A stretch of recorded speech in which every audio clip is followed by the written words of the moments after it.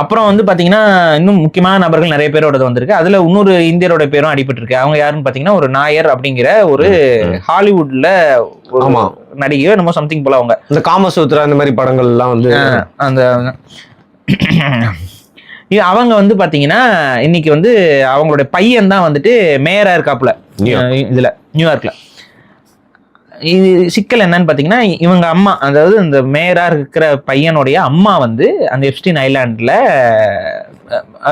எப்படி சொல்றது தெரியல. ஸோ அந்த மாதிரி அப்படிங்கிற மாதிரி ஒரு விஷயம் வந்து இப்ப வந்திருக்குது. அவன் வந்து எப்ஸ்டீன் வந்து பதிவு பண்ணியிருக்கான்.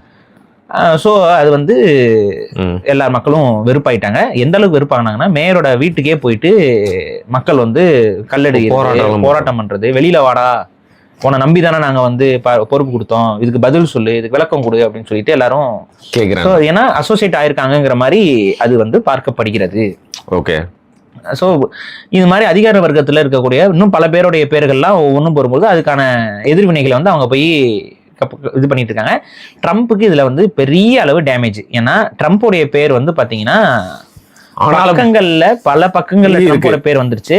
அது மட்டும் இல்லாமல் ட்ரம்ப் மேல வச்சிருக்க இப்ப வந்திருக்க ஒரு அலிகேஷன்ஸ் வந்து பாத்தீங்கன்னா ரொம்ப ஆபத்தான சில அலிகேஷன்ஸ் அதுல இருக்கு. அதாவது என்னன்னா இந்த மாடல்ஸோட எல்லாம் அவர் உட்காந்து பேசியிருக்காரு, பண்ணியிருக்காரு.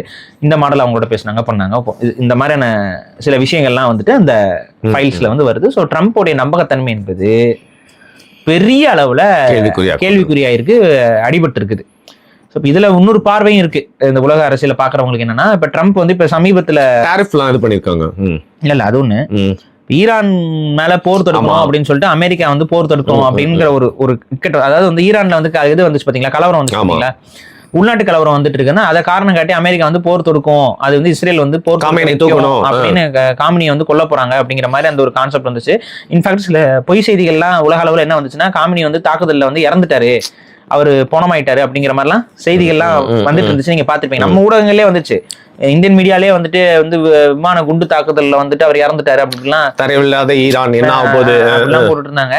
ஆனா வந்து அமெரிக்கா வந்து அந்த இடத்துல வந்து போரை வந்து தொடங்கணும்னு எதிர்பார்த்து சிலர் அவருக்கு அழுத்தம் கொடுத்ததாகவும் ட்ரம்ப் வந்து அந்த இடத்துல அதை எதுவும் செய்யாம விட்டுட்டாரு அப்படிங்கிற மாதிரி ஒரு இதுனாலையும் ட்ரம்ப் நம்ம பேச்சை கேட்க வைக்கணுங்கிறதுக்காக இப்ப இந்த எப்ஸ்டீன் ஃபைல்ஸ்ல அவரோட பேர் இருக்கிற பக்கங்கள் எல்லாத்தையுமே ரிலீஸ் பண்ணிட்டாங்க, எக்ஸ்போஸ் பண்ணிட்டு இருக்காங்க அப்படிங்கிற மாதிரி ஒரு பார்வையும் இருக்கு. இதுல என்ன பிரச்சனை அப்படின்னா நம்ம சொல்றதுதான்